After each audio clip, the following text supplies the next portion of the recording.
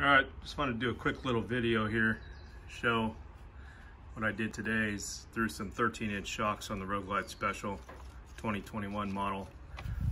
These are Progressive 412 series, which is their entry level. They're less than 400 bucks.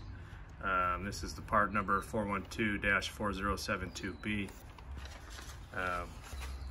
Comes with your preload setting.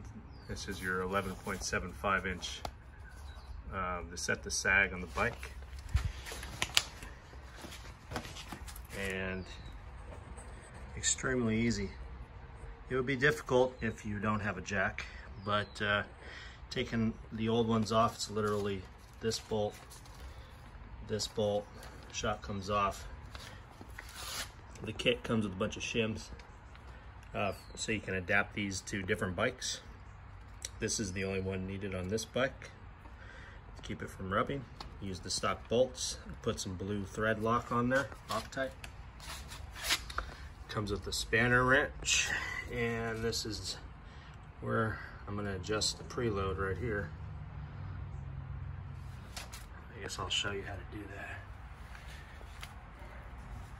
that. Spanner wrench. Not familiar to anyone who has not had a Japanese bike, but this is pretty much the rear shock setup on a lot of Jap bikes. Not that that matters, but let's see. So you can see you have this cascading ramp here. So as you turn this, it effectively pushes the spring this way. It's like a little mountain. So let's get in here and just show how it's done. Boom. I'll do another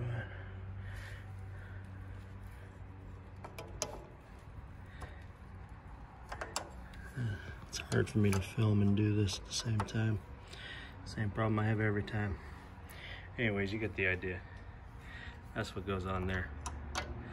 So to loosen the preload, goes back down. I have a feeling I'm going to have to run these at maybe the first notch. I'm about 200 pounds. I'm going to check the sag right now. What it says to do is I want 11.75 inches from the center of this bolt, and then I should be good to go. Something I don't like about the stock Harley setup, I don't really think that it's a very genius idea, right?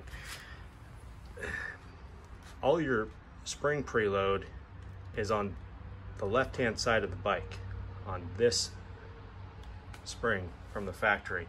So effectively, you're riding with all the weight being suspended on this side of the bike, on this side of the swing arm, between the subframe and the swing arm.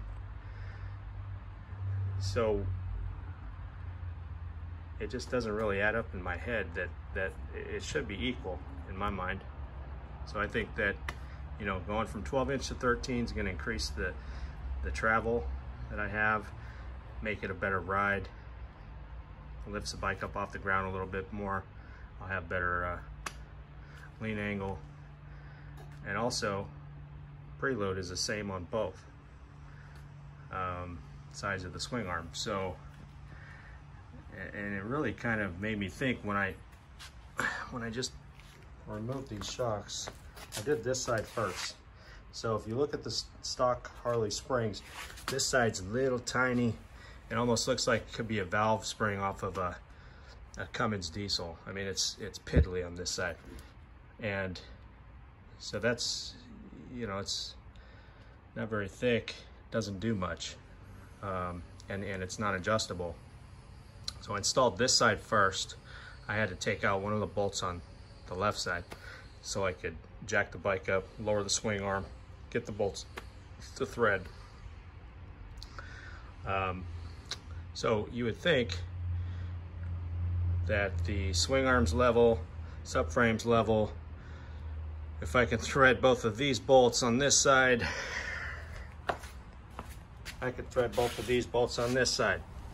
However, it's not the case. I had to actually, what was it? I had to let the bike down. I had to put pressure on the tire to bring the swing arm up for me to get these bolts to thread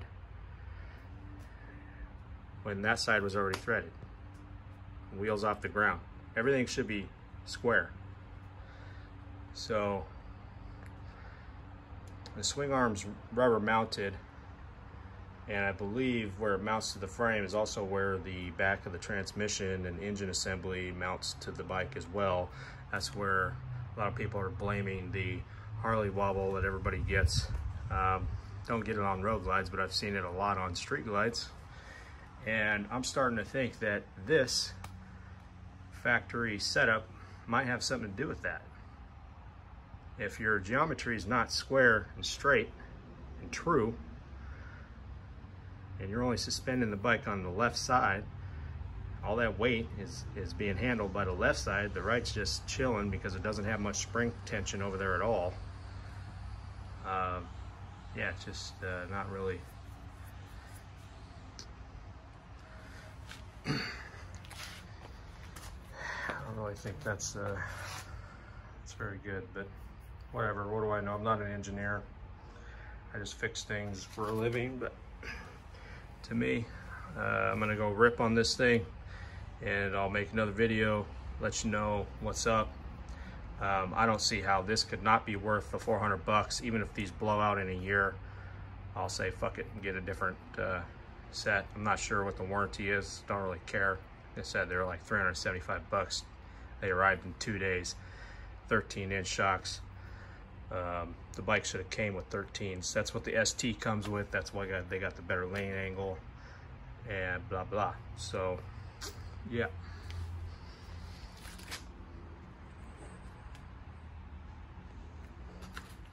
Let you know how it rides in the next video.